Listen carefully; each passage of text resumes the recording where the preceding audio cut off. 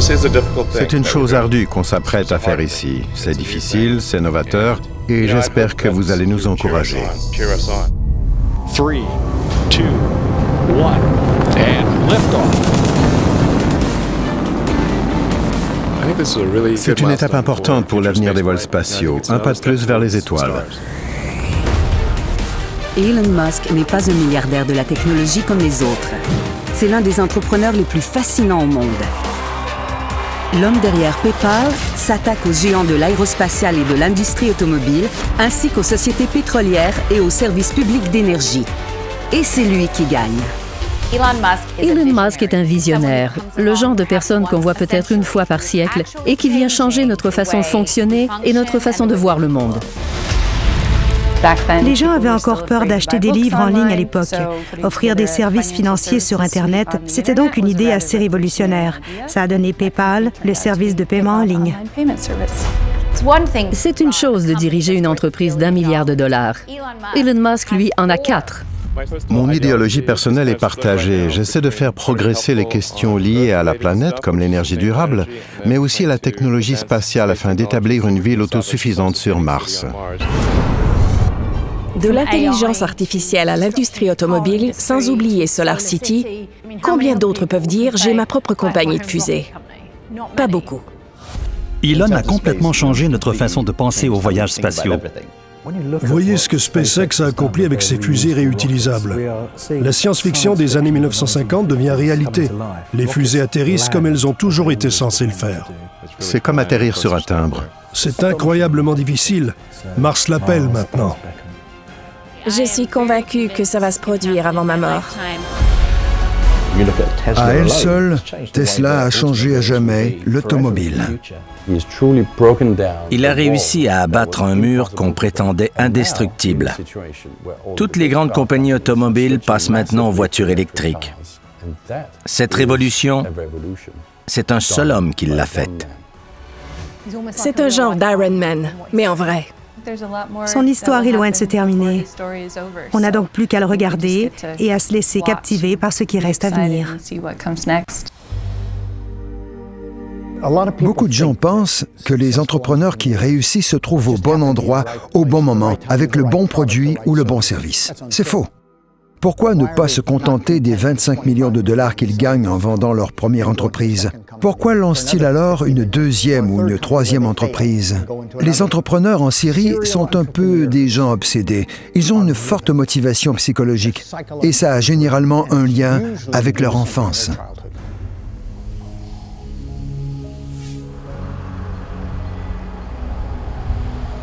Elon Reeve Musk naît à Pretoria en 1971.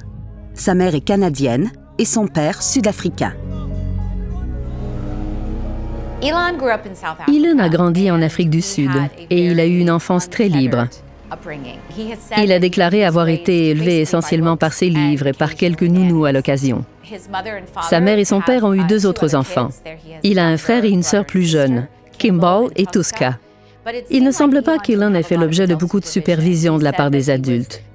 Il dit qu'il s'occupait essentiellement en fabriquant des explosifs et en étudiant la conduction électrique, sans grande surveillance. Il avait la passion de l'ingénierie, de la physique et des sciences. Le petit Elon fréquente l'école primaire Waterkloof. Quand ses parents divorcent, il part vivre avec son père à l'âge de 9 ans. Après le divorce de ses parents, Elon se sentait peiné pour son père qui vivait seul. Il a donc décidé d'aller vivre avec lui. Plus tard, il a affirmé que ça avait été une terrible erreur. Il a avoué ne pas avoir une bonne relation avec son père. Il a dit des choses très dures au sujet de son père. C'était apparemment une situation très désagréable. Son père était ingénieur. Et Elon considère que sa disposition pour le génie lui vient en grande partie de lui. Même si c'était un homme troublé, d'après ce qu'en dit Elon, il possédait une formation très pointue en génie.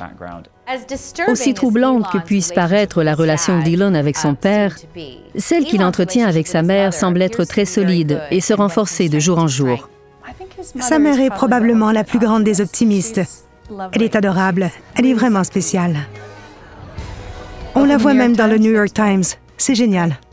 Je suis mannequin depuis 50 ans. Il suffit de persévérer, d'être gentil et disponible, et de se montrer surprise quand on devient soudainement la mère de la mariée, puis la grand-mère. La mère d'Elon l'a beaucoup soutenu au fil des ans. Elle ne cesse de chanter les louanges d'Elon sur Twitter. Elle est très fière de lui. Maye Musk est une femme vraiment incroyable. Elle a environ 69 ans et Vanity Fair la déclare fille de l'heure. C'est une mannequin en demande qui fait des campagnes pour de grandes marques dans le monde entier. C'est une des femmes âgées les plus élégantes que vous ne verrez jamais. Bien qu'Elon ait selon lui essayé à plusieurs reprises et de maintes façons de réparer sa relation avec son père, il a fini par abandonner parce qu'il ne croit plus que celui-ci soit capable de changer. Il a parlé ouvertement du fait qu'enfant, il passait beaucoup de temps seul.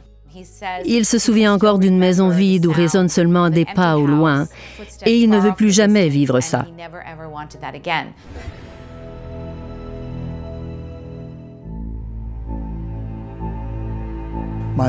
Chez les entrepreneurs les plus brillants, ce sont les expériences de la vie qui déterminent la réussite ultérieure, en particulier celle de la jeunesse.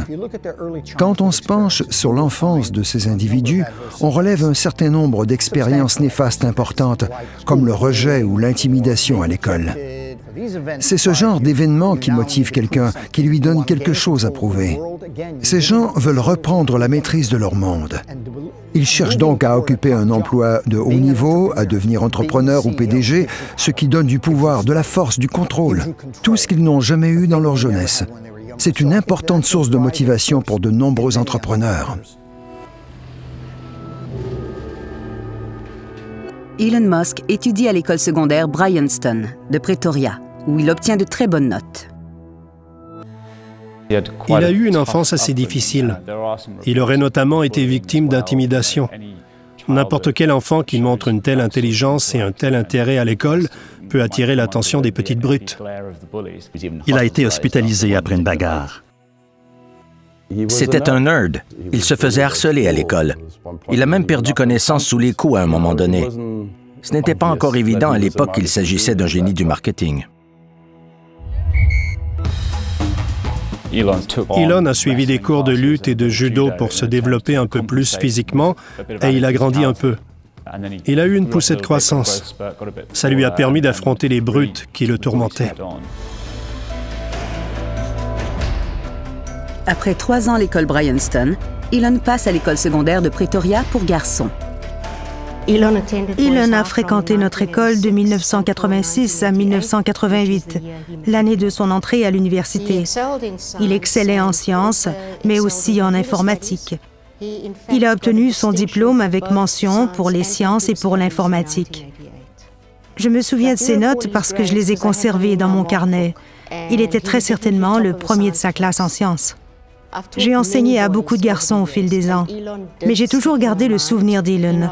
Je ne pourrais pas vous dire à quel pupitre chaque garçon s'asseyait, mais je me rappelle qu'Elon était à l'arrière de la classe, plongé dans son travail. Il n'était pas de ceux qui veulent qu'on s'occupe tout le temps d'eux. On est toujours très fiers de chaque garçon, mais d'un point de vue personnel, ayant enseigné les sciences à Elon, j'aime croire que j'ai apporté ma petite contribution pendant ces années formatrices. J'ai lu qu'il aimerait se rendre sur Mars. J'espère qu'il va le faire bientôt, mais à la façon Star Trek pour qu'il m'y invite. Elon Musk a toujours été différent des autres. Il se lance très tôt comme entrepreneur. En 1984, il vend son premier logiciel commercial. Ce succès technologique inspiré de la science-fiction laisse déjà entrevoir son avenir. Il s'intéresse aux ordinateurs depuis l'âge de 10 ans. Il s'est avéré très habile dans le développement de programmes. Il a créé le jeu vidéo Blaster. Il l'a vendu à un magazine d'informatique pour 500 $. Quand on lui a demandé ce qu'il distingue des autres, Elon a répondu qu'il y avait des choses qui étaient très évidentes pour lui durant sa jeunesse, mais dont la logique échappait aux autres enfants. Comment fonctionne la conduction, comment un interrupteur et des fils peuvent allumer une ampoule, des choses qui étaient immédiatement claires et évidentes pour lui, mais que les autres ne comprenaient pas automatiquement, surtout à l'âge de 14 ans. Il jouait beaucoup aux échecs où il faut anticiper les déplacements de l'adversaire et ça lui a enseigné à réfléchir aux étapes à venir. Même plus jeune, Elon cherchait donc des idées d'entreprise à court terme, mais aussi de projets qui pourraient s'insérer ultérieurement dans ses plans plus ambitieux.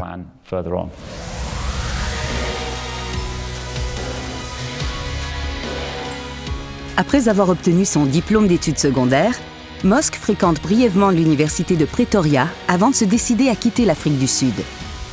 L'histoire de la richesse et de l'ascension d'Elon Musk est liée en partie au rêve américain. Il n'a jamais cru qu'il réaliserait ses ambitions en Afrique du Sud. Il voulait vivre aux États-Unis et faire partie de ce milieu. Ça ne lui a pas été possible au départ. Il a d'abord dû émigrer au Canada. Elon Musk passe 2 ans à l'université Queen's en Ontario. Il a financé ses études au Canada et aux États-Unis en obtenant des bourses et en travaillant à temps partiel. Il n'avait donc pas vraiment beaucoup d'argent. Dans une rédaction universitaire devenue célèbre, il parlait déjà de son désir de conquérir certains domaines comme l'Internet, l'exploration spatiale, l'énergie solaire, l'intelligence artificielle et les interfaces cérébrales. Avec des diplômes en gestion et en physique, Musk abandonne ses études au doctorat à l'université Stanford en 1995 pour faire son chemin à Silicon Valley. Il a quitté l'université Stanford à peine 2 jours après son arrivée. Il avait lancé une entreprise appelée Zip2 avec son frère Kimball. C'était une sorte de page jaune en ligne qu'il vendait aux journaux à l'époque. Il s'est enrichi en vendant la compagnie. Ils l'ont vendu à Compaq pour environ 307 millions de dollars. Elon n'avait que 27 ans. Ça lui a rapporté à peu près 22 millions de dollars, ce qui est une somme énorme. Comme il le fera toujours par la suite, il en a réinvesti la moitié dans son entreprise suivante, qui allait plus tard devenir PayPal. Après avoir secoué l'industrie traditionnelle de la publicité papier avec Zip2, Musk s'attaque ensuite au marché financier mondial avec sa nouvelle entreprise. Le concept de XCOM était d'offrir des services financiers complets. Ça semble presque archaïque maintenant, mais à l'époque, la création d'une suite de services financiers sur Internet était une idée plutôt révolutionnaire. La stratégie de Musk pour X.com est des plus originales. Il offre des récompenses en espèces aux nouveaux clients et crée un système de paiement entre utilisateurs. Ma première impression d'Elon, c'est qu'il était très déterminé et très passionné par ce qu'il s'apprêtait à faire. Il m'a semblé très clair dès le début qu'Elon ne joue pas selon les règles habituelles de la vie, des affaires ou de quoi que ce soit d'autre. Je n'avais donc qu'à me laisser entraîner dans sa danse. Au début, ses intentions n'étaient pas du tout faciles à interpréter, surtout parce qu'on ne savait jamais comment il allait réagir. C'était la première fois que je travaillais avec quelqu'un qui pense comme lui, qui parle comme lui, ou qui a autant confiance en ce qu'il fait qu'en lui-même. C'était très étrange pour moi qui avais grandi dans l'Iowa, ou peut-être est-ce étrange pour tout le monde. Je n'en sais rien.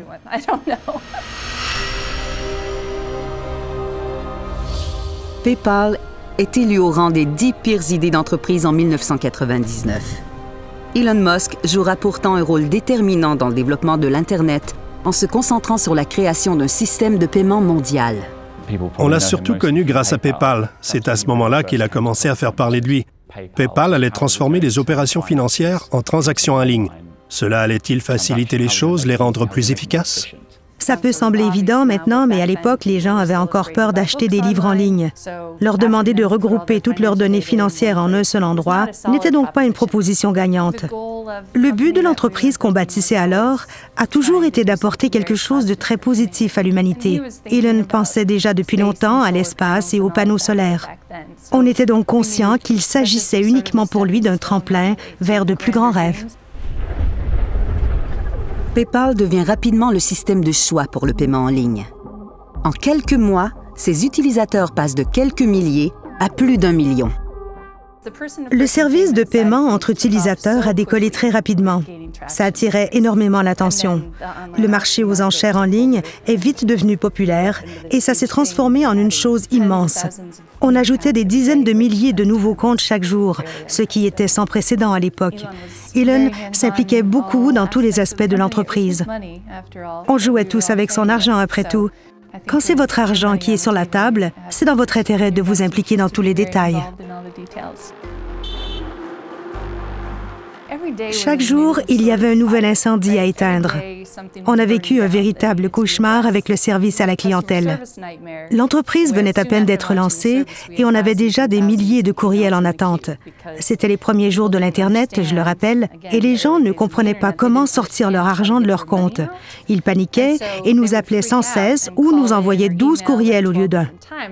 Il fallait donc répondre à 2 millions de courriels et on avait seulement 10 préposés à la clientèle pour s'en charger. On ne savait pas trop quoi faire. Ça coûtait très cher d'avoir un service à la clientèle en Californie. J'ai donc dit à tout le monde, je sais que ça va vous paraître ridicule, mais j'ai beaucoup de parenté dans le Midwest et je pourrais former tous ces gens-là pour qu'ils travaillent à la maison.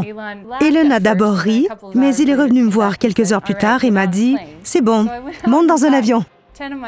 J'ai donc enseigné à 10 membres de ma famille à faire le service à la clientèle à partir de chez eux. Et ma sœur a embauché 12 pères et mères au foyer d'une petite ville du Nebraska pour qu'ils travaillent à la maison. Ils étaient tellement bons qu'on a fini par construire un centre de service à la clientèle à Omaha, au Nebraska, qui emploie maintenant 1800 personnes. Ça a très bien marché. On est passé de 0 à une centaine d'employés en 6 semaines à Omaha. C'est sans doute ce qui a été le plus compliqué, mais on était un peu à court d'options alors. Guidé par sa passion pour la perfection, sa détermination et son dévouement héroïque au travail, Musk réussit dans des marchés auparavant jugés impossibles à conquérir. Ses attentes envers lui-même ont toujours été plus élevées que celles qu'il peut avoir à l'égard des autres. Il se donnait donc au maximum. Elon Musk est reconnu pour son rythme de travail ininterrompu. Il a seulement 2 modes, marche et arrêt. Il travaille jour et nuit et en exige autant des autres. Elon passait ses nuits debout à travailler. Il envoyait des courriels à minuit, 1 heure ou 2 heures du matin, complètement absorbé par un des problèmes qu'on avait à résoudre. Apparemment, au début de SpaceX, le personnel avait vraiment du mal à suivre son rythme. Il est comme ça. Ceux qui n'y arrivent pas n'ont qu'à partir. Je trouvais que c'était un bon patron. Il est maintenant reconnu pour changer très fréquemment d'équipe de relations publiques, mais à l'époque, j'avais l'impression que ce serait un emploi comme les autres dans le domaine. Elon n'allait pas tolérer ça. Il attendait beaucoup de son monde, comme nous, les uns des autres. C'est ce qu'il faut pour réussir. Dans la culture des entreprises en démarrage, on s'attend à ce que tout le monde travaille tout le temps. On arrive à 9 ou 10 heures du matin et on ne part pas avant 9 ou 10 heures du soir, ou même plus tard. Elon travaillait jusqu'à minuit tous les soirs. C'était comme ça, tout simplement, et c'était excitant. C'est rare que quelqu'un se soit plaint de ce genre de choses parce qu'on avait vraiment l'impression de changer le monde. Malgré le succès de PayPal, l'entrepreneur est maintenant aux prises avec des conflits internes. À la suite d'un désaccord avec son conseil d'administration, Musk est évincé de sa propre société. Peter Thiel et Elon Musk étaient alors co-chefs de la direction de PayPal, mais ils avaient certaines divergences d'opinion au sujet de la technologie et de l'image de marque de l'entreprise. Ça a amené à un vote de défiance visant l'éviction d'Elon, qui se trouvait malheureusement en Afrique du Sud à ce moment-là. Je lui avais parlé au téléphone plus tôt le même jour et il m'avait demandé si c'était grave. Je lui ai répondu que ça ne l'était pas tant que ça. Une fois rentré chez moi et couché dans mon lit, j'ai commencé à rassembler tous les morceaux, qui j'avais vus au bureau, ce qui était en train de se passer, etc. Vers 22h30, je me suis assise de droite dans mon lit et je crois bien avoir lancé quelques gros mots au plafond. Je me suis levée, je suis retournée au bureau. Bien sûr, tout le monde était là, c'était en train de se faire. Ils avaient le conseil au bout du fil pour évincer Elon. J'ai essayé de lui parler, mais il était dans l'avion. J'ai seulement réussi à le joindre au matin, mais c'était trop tard. Je suis sûre qu'il n'était pas très heureux au début, mais il a réagi de façon admirable.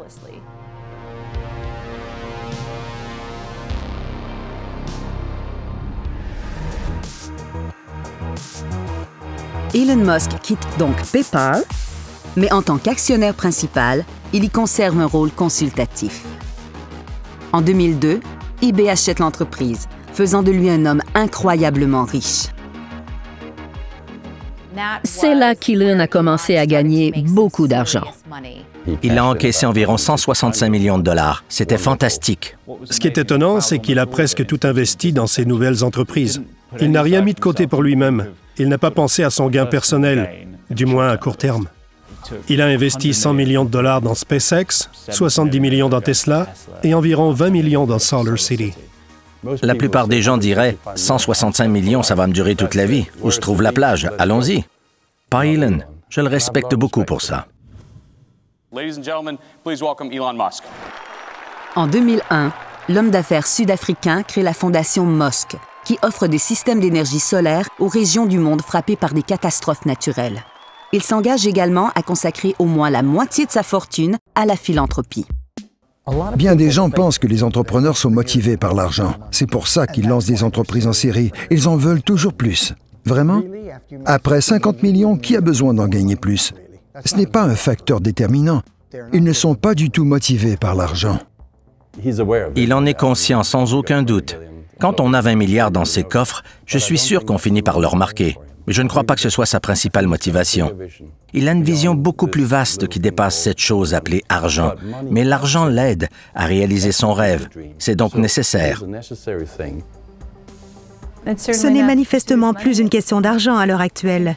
Il a compris que sur cette terre, il est plus intéressant de consacrer son temps à des choses qu'on trouve significatives et qui nous tiennent à cœur, et c'est ce qu'il fait. C'est comme une drogue. Quand on réussit un projet, on veut en lancer un autre avec une nouvelle vision et continuer d'apprendre. C'est une façon d'être. Il s'ennuierait à la plage. Il lui faut un grand objectif qui va changer le monde pour se lever le matin. C'est dans sa nature. Je ne m'attends pas à ce que ça change. Je crois qu'il y aura une différence palpable si nous passons bientôt au transport durable au lieu de remettre ça plus tard. On ne fait pas ça pour devenir riche. Je croyais au début qu'on avait peut-être 10% de chances de succès. J'étais convaincu que j'allais perdre beaucoup d'argent. Ça a presque été le cas d'ailleurs. Ce n'était donc pas une évidence. J'ai failli tout perdre. Falcon 9 has cleared the tower. Après avoir conquis le cyberespace, MOSC se tourne vers l'espace interplanétaire. En 2002, il lance l'une des entreprises les plus révolutionnaires de notre époque et bouleverse l'industrie spatiale.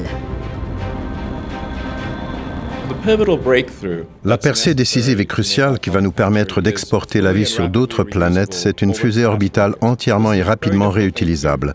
C'est une chose très difficile parce que nous vivons sur une planète où c'est à peine faisable. Au cours des 12 derniers mois, je suis quand même arrivé à la conclusion qu'il est possible de résoudre ce problème et SpaceX va tenter de le faire. On va peut-être échouer. Le succès n'est pas garanti, mais au moins on va essayer. Au début, personne ne croyait qu'il parviendrait à ses fins. C'était un Sud-Africain apparu comme ça dans les années 2000. Il disait vouloir construire une fusée capable de mettre des objets en orbite et se poser au sol pour 10 fois moins cher que les autres. La plupart du monde se moquait de lui. Les gens l'ont ignoré au départ, mais il a joint le geste à la parole en investissant lui-même. Une fois, il s'est rendu en Russie pour essayer d'y acheter des moteurs de fusée. Mais les ingénieurs russes ont ri de lui. Il est donc rentré aux États-Unis et il a Un an seulement après la création de SpaceX, Musk investit dans Tesla Motors, un constructeur de véhicules électriques dont l'objectif est de produire une voiture puissante, mais non polluante. En quelques années à peine, Tesla s'empare de la tête dans ce marché spécialisé. Notre but, c'était vraiment de créer la meilleure voiture au monde afin de prouver que la meilleure voiture peut être électrique. Bien des gens croient que les véhicules électriques ont des problèmes et que ceux qui en achètent sont tous des fétichistes de l'électrique. Il est incroyablement important pour nous de briser cette perception et de montrer que les voitures électriques peuvent effectivement être meilleures que n'importe quel véhicule à essence.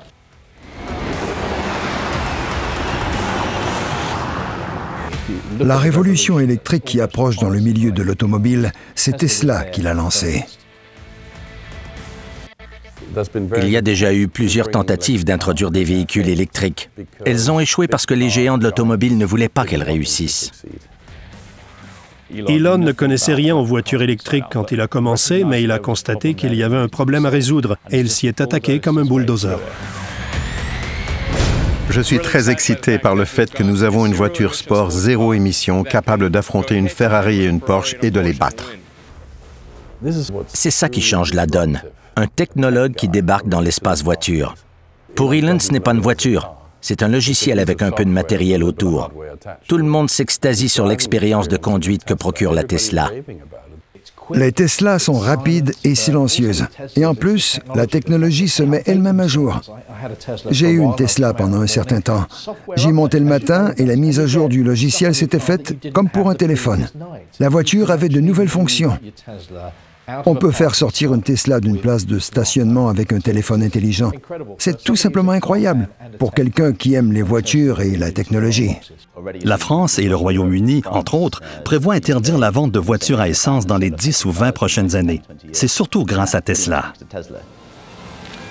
Face à la baisse massive du prix du pétrole, il devient plus urgent encore que les constructeurs automobiles consacrent de grands efforts à leur programme de véhicules électriques.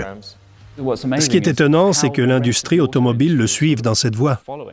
La batterie au lithium-ion de Tesla laisse la concurrence loin derrière. Tous les constructeurs automobiles au monde s'intéressent aux véhicules électriques. Ils ont probablement tous déjà démonté une Tesla pour voir ce qui se passe en dessous. Tesla a ouvert tous ses brevets. On essaie de faciliter autant que possible l'avènement des véhicules électriques. On est heureux que d'autres constructeurs automobiles utilisent notre réseau de bornes Supercharger. On fait vraiment tout ce qu'on peut pour accélérer le passage au transport automobile durable. On sait maintenant que GM et Land Rover ont l'intention de produire uniquement des voitures électriques dans un proche avenir. Il y a tellement de choses que Tesla a faites en premier et qui poussent tous les autres constructeurs automobiles de la planète à se dire « on devrait faire pareil, non ?» Le problème fondamental, c'est que les règles actuelles incitent les gens à produire du carbone et c'est de la folie. Quand on incite les gens à faire quelque chose, ils le font. On doit donc envoyer un message clair aux équipes de négociation et aux politiciens. Cette fois, il faut un changement significatif. L'un des éléments essentiels de l'histoire triomphale d'Elon Musk est le fait qu'il frôle le désastre en 2008. De son propre aveu, c'est la pire année de sa vie. La crise économique frappe durement ses entreprises. 3 lancements ratés laissent l'avenir de SpaceX en suspens et Tesla est au bord de la faillite. Dans le milieu des affaires, plusieurs croient l'ascension d'Elon terminée. Il y a eu 1 million d'occasions où ces projets auraient pu avorter, où il aurait pu décider d'aller vivre sur une île, mais il ne l'a pas fait. Ce sont des preneurs de risques. Ils adorent vivre sur le fil du rasoir. Bien sûr, les entrepreneurs n'espèrent pas nécessairement réussir à tout coup. Ça contribue d'ailleurs à leur réussite. Tous les entrepreneurs échouent, puisqu'ils prennent des risques. Mais quand ils le font, ils se ressaisissent et recommencent. Ils ont une phénoménale capacité de rebond, contrairement à d'autres qui se laissent absorber par un échec, qui se sentent bloqués ou qui ne peuvent rien faire d'autre pendant un certain temps. Les preneurs de risques affrontent leurs échecs. Ils rebondissent et se lancent dans une autre entreprise sans cligner des yeux, comme il se doit.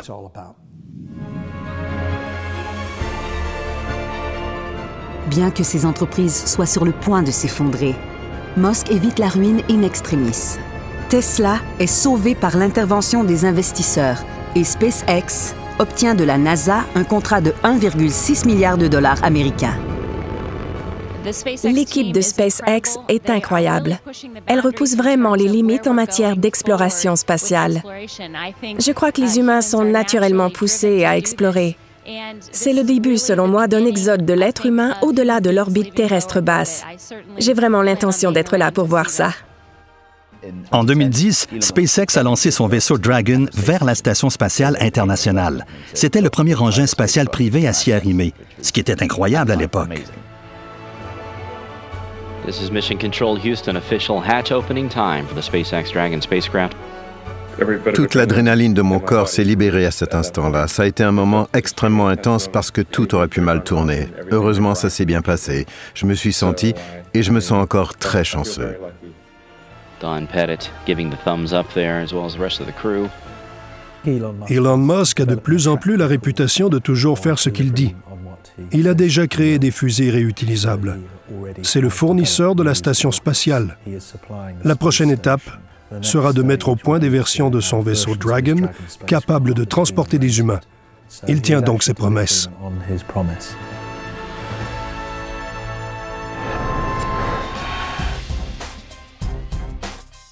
Au cours des années qui suivent, Tesla devient le chef de file du marché des voitures électriques, au point qu'on considère l'entreprise d'Elon Musk comme la grande réussite du siècle dans l'industrie automobile américaine. Tesla ne fait pas de publicité. Ce n'est pas nécessaire selon moi. La marque suscite tellement d'intérêt. Tout semble indiquer qu'on sera en mesure de respecter le calendrier de production du Model 3 pour l'année prochaine et je suis vraiment emballé par la tournure des événements. Plusieurs s'interrogent sur la valeur de Tesla.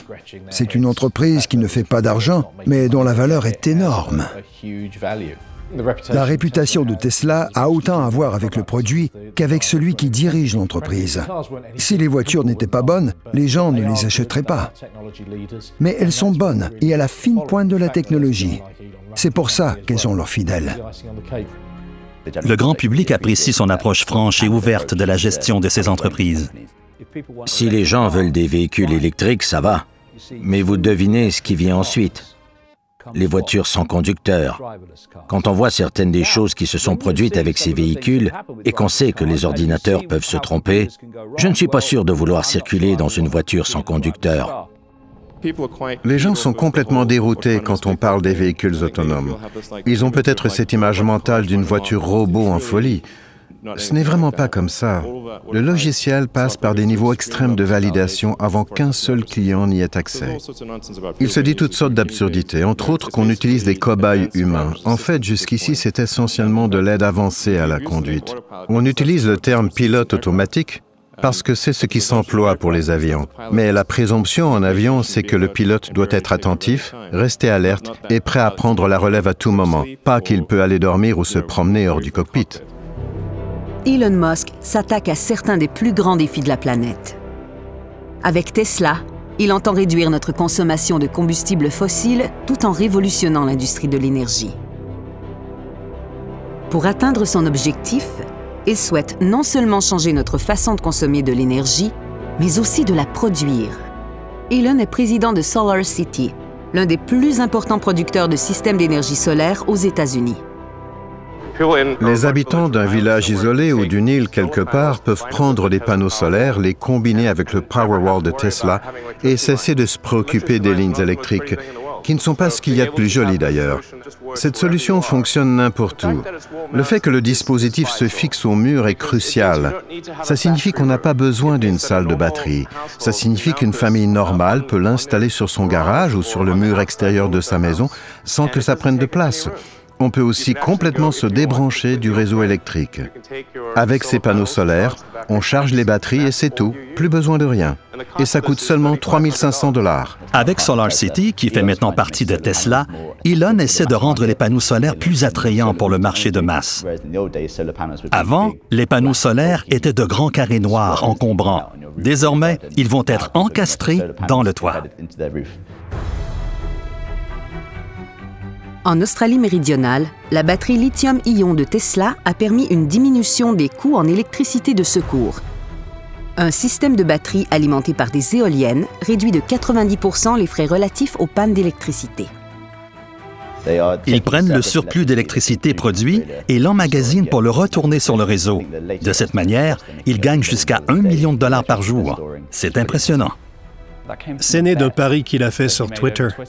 Un homme d'affaires australien discutait avec lui de la faisabilité d'alimenter une ville uniquement à l'énergie solaire. Il a lancé un pari à Musk pour qu'il le fasse dans un délai précis. Musk a accepté le défi. Il a fait installer les batteries et les a mises en fonction avant l'échéance. Tout ça pour un pari de milliardaire. Nous avons conclu un accord avec le constructeur automobile Tesla, sous réserve d'examen et d'approbation par les législateurs, qui permettra à Tesla de construire l'usine de batterie la plus grande et la plus sophistiquée au monde, ici même, au Nevada. Pourquoi l'appelle-t-on la giga-usine? Parce qu'il va non seulement s'agir de la plus grande usine de batterie lithium-ion au monde, mais elle va être aussi plus grande que toutes les usines lithium-ion du monde réunies. C'est donc difficile à décrire avec des mots, mais c'est toute une usine.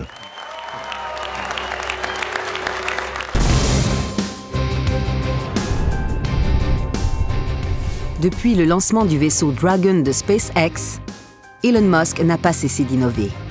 Le lancement de sa première fusée Falcon Heavy en février 2018 donne le coup d'envoi d'une nouvelle course à l'espace.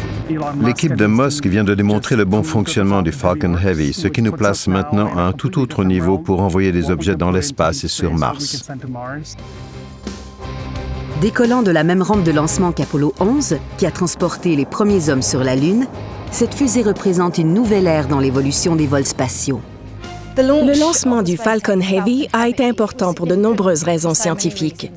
C'est la fusée la plus puissante à être lancée depuis Saturne V, qui a emmené l'être humain sur la Lune.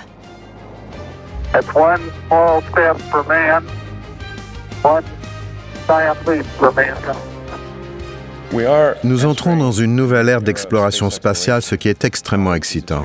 Une sorte de continuation du rêve des missions Apollo. J'étais au centre spatial pour le lancement. Je n'y avais pas vu autant d'activités depuis le dernier voyage de la navette en 2011. L'exploration spatiale recommence vraiment à capter l'imagination des gens. C'est une grande réussite pour une entreprise privée que d'avoir construit et lancé une des plus grandes fusées porteuses de l'histoire. C'est la troisième plus grosse fusée jamais lancée. Il y a eu la fusée Saturne V d'Apollo et bien sûr celle de la navette. Le Falcon Heavy est de cet ordre de grandeur. C'est vraiment une très grosse fusée. Le Falcon Heavy peut transporter 64 tonnes. C'est beaucoup. C'est autant qu'un camion. C'est l'équivalent d'un avion de ligne 737 rempli de passagers, de bagages et de carburant qu'on lancerait dans l'espace au-delà de l'orbite terrestre basse, au-delà de la Lune et même au-delà de Mars. Ce lancement va également avoir des implications politiques, à mon avis. C'est le gouvernement américain qui finance les fusées de la NASA. Elon et SpaceX viennent de démontrer qu'ils peuvent lancer le Falcon Heavy avec succès pour un coût d'environ 100 millions de dollars, soit 10 fois moins que ce que coûtent les lancements de la NASA, c'est-à-dire près d'1 milliard chacun. C'est une économie considérable. Pour élargir réellement l'accès à l'espace, on doit atteindre la réutilisabilité complète et rapide de l'équipement. De toutes les innovations de Musk, le développement de fusées réutilisables pourrait s'avérer la plus radicale. On croyait que cette mission-ci allait probablement réussir, mais il y avait quand même une chance sur 3 d'échec. Le Saint Graal de l'exploration spatiale, c'est un système de lancement totalement réutilisable. De voir les fusées Falcon lancer un vaisseau spatial en orbite, puis redescendre et effectuer un atterrissage d'une précision extrême sur une plateforme flottante en mer, c'est assez impressionnant. Quand on s'envole dans un avion, on n'aurait jamais l'idée de jeter l'avion une fois rendu à destination. Pourquoi le fait-on avec les fusées spatiales? SpaceX essaie de corriger ça en montrant la voie en ce moment, et c'est un succès. Elon amène les gens à se demander pourquoi la NASA construit encore des fusées. Si SpaceX en est capable, pourquoi faudrait-il construire des fusées comparables au lieu d'acheter les siennes? À l'intérieur de la fusée Falcon Heavy, il y a une plaque qui porte les noms des 6000 employés de SpaceX qui ont travaillé sur le projet. Ça montre qu'Elon Musk apprécie vraiment les gens qui travaillent pour lui. Ce que désire Elon Musk, c'est de mettre tous ses efforts dans le développement de fusées beaucoup plus grosses, capables de placer des charges utiles dans l'orbite terrestre, mais aussi de lancer des vaisseaux avec des êtres humains à bord, jusque dans l'espace lointain, c'est-à-dire vers Mars.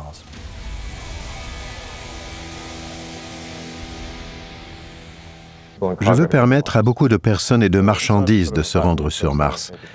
Ça n'a rien à voir avec mon désir de me rendre moi-même sur cette planète, même si ce serait bien. Je trouve ça important que notre espèce, notre civilisation, soit en voie de devenir une véritable civilisation spatiale et une espèce multiplanétaire. Musk souhaite lancer une mission vers Mars d'ici 2020.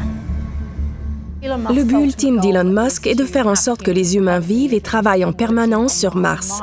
Une colonie martienne, quoi. Mars est un endroit très spécial. Il y a un ciel, une variété de paysages, de grandes quantités d'eau gelée et des saisons. C'est donc très similaire à la Terre. L'atmosphère y est beaucoup plus mince que sur Terre, mais elle contient du carbone ainsi que de l'oxygène. On pourrait donc utiliser ce qu'il y a dans l'atmosphère de Mars comme ressource. L'environnement y est quasi terrestre. C'est comme une seconde demeure pour nous, mais l'est-ce vraiment? Est-il possible de notre vivant d'envoyer une fusée sur Mars avec un équipage? Je crois bien que oui. Voulons-nous le faire? Voulons-nous payer pour ça? C'est une autre question. Il y a beaucoup de questions et d'obstacles, mais tant qu'Elon ne viole pas les lois fondamentales de la physique, c'est possible. Mars est accessible, et je suis sûr que nous saurons inventer ce qu'il faut pour y vivre. Mais il y a beaucoup de questions et de difficultés à résoudre avant que ce soit faisable. Si Musk dit qu'il va le faire, il va probablement réussir. S'il continue sur cette lancée, je ne vois pas ce qui l'empêcherait d'envoyer des vaisseaux sur Mars.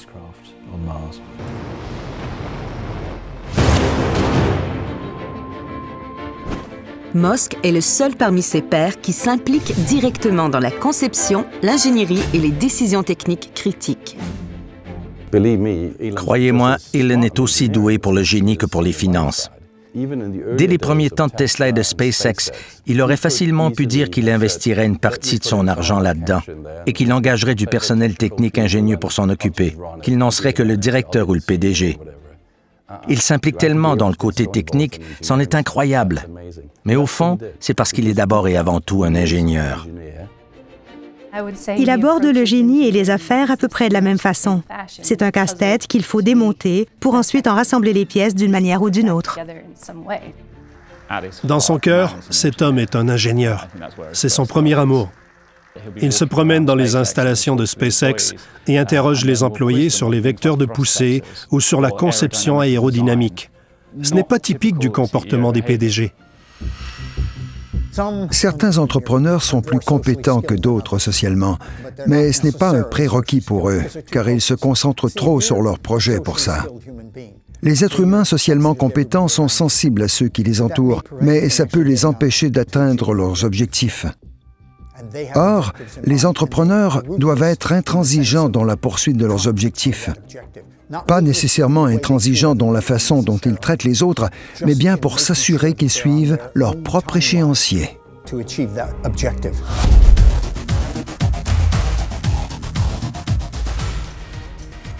Musk continue d'investir dans l'avenir. En 2013, il esquisse les grandes lignes d'un plan pour un système de transport qui pourrait transformer la façon dont l'humanité voyage d'une ville à l'autre. Elon Musk a eu l'idée du transport sous vide. Il a publié un article là-dessus en déclarant qu'il ne développerait pas lui-même cette technologie, mais qu'il ouvrait la porte aux entreprises tierces qui voudraient bien s'en charger. Le projet Hyperloop est d'un grand intérêt dans le monde du transport actuellement. Pouvoir se rendre de San Francisco à Los Angeles dans le temps qu'il faut pour rouler du centre de San Francisco à sa banlieue, ce serait fantastique. C'est un tube sous vide d'un bout à l'autre dans lequel on envoie une capsule contenant des passagers. Il n'y a pas de friction ni de résistance parce que les capsules lévitent sur des aimants. Techniquement, c'est du solide. Ça va plus vite dans le vide parce qu'il n'y a pas de friction. Ils espèrent atteindre les 800 à 1100 km/h. L'idée d'Elon, ce sont des tubes qui relieraient les grandes villes. On pourrait voyager de Los Angeles à New York en une demi-heure à peine. On va s'en servir pour les marchandises dès 2019. On croit pouvoir transporter des passagers en toute sécurité par Hyperloop d'ici 2021. Elon Musk compte parmi ceux qui élèvent le plus la voix contre l'intelligence artificielle et son potentiel apocalyptique. Il estime que la superintelligence numérique est la menace la plus sérieuse pour la survie de l'espèce humaine. Il lance donc en 2016 l'entreprise Neuralink, dédiée au développement d'une intelligence artificielle sûre et bénéfique. Le danger de l'intelligence artificielle, c'est la disparition de l'esprit humain tel qu'on le connaît. Ces machines vont être fondamentalement plus intelligentes que nous et vont apprendre par elles-mêmes. Comment garder une longueur d'avance? Cette question intéresse beaucoup Elon. Sa principale préoccupation, c'est que des machines trop intelligentes n'aient plus besoin des humains. On deviendrait obsolète. Le pire cauchemar sorti d'un film d'horreur hollywoodien n'est rien comparé à ce qui s'en vient.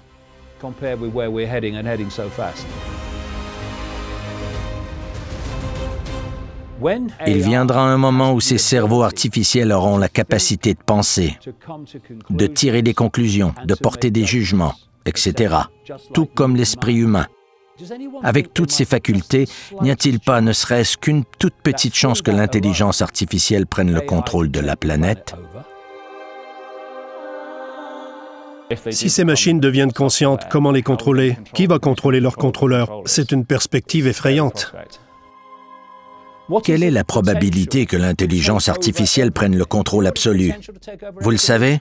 C'est 100%. C'est la fin de l'humanité. Quand nos logiciels vont s'élever contre nous et devenir tout-puissants, vers qui va-t-on se tourner? On va espérer que les géants de l'industrie soient capables de leur faire contrepoids. Elon est en excellente position pour se faire le contrepoint de cette domination logicielle. C'est intéressant qu'il explore l'intelligence artificielle de façon ouverte avec Neuralink. Quand j'entends Elon Musk dire que la révolution de l'intelligence artificielle, c'est l'humanité qui invoque le démon, je suis tout à fait d'accord. Mais il a fondé une société appelée Neuralink, dont le but est de relier l'intelligence artificielle au cerveau humain. Cette contradiction est si criante que je suis incapable de m'expliquer ces processus mentaux. Neuralink est une réponse directe aux préoccupations d'Elon face à l'intelligence artificielle. Il croit que l'IA pourrait surpasser les capacités mentales des humains. C'est donc logique qu'il essaie de développer une technologie pour combiner les ordinateurs à notre nature biologique.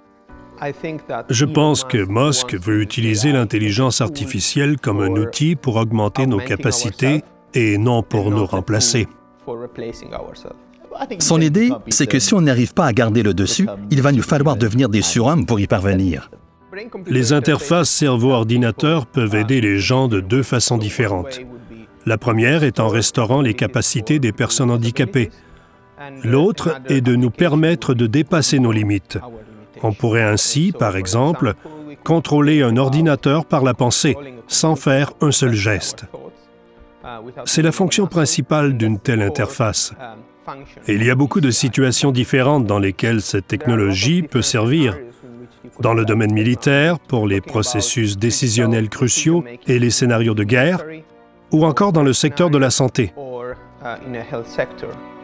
Quand on parle d'humains hybrides, de machines humaines ou de cyborgs, on parle donc tous de la même chose, c'est-à-dire d'utiliser la technologie pour accroître nos capacités. Et c'est tout. Le scepticisme de Musk à l'égard des risques potentiels de l'intelligence artificielle mène à un affrontement public avec Mark Zuckerberg. Je suis optimiste quant à l'avenir de l'intelligence artificielle. Je pense que ça va apporter un grand nombre de choses positives, que ce soit pour diagnostiquer et guérir des maladies, ou pour assurer la sécurité sur les routes ou dans la collectivité. Va-t-il y avoir des problèmes en chemin? Bien sûr que oui. Aucune technologie n'émerge entièrement formée. Il faut quand même que les pionniers du domaine soient en mesure d'y travailler pour amener la technologie à l'état désiré. Je trouve ça très sain que des géants de la technologie se disputent publiquement pour que tout le monde puisse se faire une opinion à ce sujet. C'est devenu un sport-spectacle. Mark Zuckerberg voit Elon comme un pessimiste qui essaie d'arrêter le développement de l'IA. Je comprends les deux points de vue. Je penche un peu plus du côté de Zuckerberg, car je pense qu'on est capable de maîtriser suffisamment bien l'IA pour protéger l'humanité. Je ne parierai pas contre Elon. S'il est convaincu que l'intelligence artificielle va prendre le dessus et décider que les humains irrationnels que nous sommes sont inutiles, j'aurais tendance à le croire. Il ne s'est pas trompé souvent. Le débat actuel oppose ceux qui croient que c'est bon et qu'on doit le faire à ceux qui croient que c'est mal mais qu'on doit quand même le faire d'une autre manière. Il faut mettre fin à ça immédiatement, avant d'arriver au point où l'humanité cesse d'exister. Il y a une différence entre ce qui est faisable et ce qui est acceptable. Ce n'est pas quelque chose dont Elon Musk et Mark Zuckerberg vont décider. Ça nous concerne tous, vous, moi et les autres. Et j'espère que ça va se traduire en législation. Frustré de toujours rester coincé dans des embouteillages, Musk a mis sur pied The Boring Company, une société d'excavation de tunnels. En 2018, c'est elle qui a été choisie pour construire un réseau de transport souterrain à grande vitesse à Chicago. J'aimerais remercier le maire et son personnel ainsi que la ville de Chicago d'avoir eu foi en The Boring Company pour creuser ces tunnels. Faites-nous confiance. On devrait être capable de toucher le fond. On pourrait presque dire qu'Elon a une touche magique. Quand il a fondé The Boring Company, qui n'a rien d'ennuyeux malgré le double sens du mot boring en anglais, il a décidé de vendre des casquettes en ligne avant de faire quoi que ce soit d'autre. Ça a généré des revenus d'1 million de dollars. Tout ce qu'il touche se transforme en or. C'est une chose ardue qu'on s'apprête à faire ici. C'est difficile, c'est novateur et j'espère que vous allez nous encourager. Si on réussit, ça va être très positif pour la ville. Si on échoue, eh bien, je suppose que moi et les autres investisseurs, on va perdre beaucoup d'argent. Sa plus grande réalisation, c'est d'avoir inspiré l'humanité à voir plus grand, à rêver plus grand. Dans un monde où il y a tant de problèmes, ce n'est pas agréable d'avoir un peu de positif à l'occasion. On est tous là à attendre de voir ce qu'il va sortir ensuite.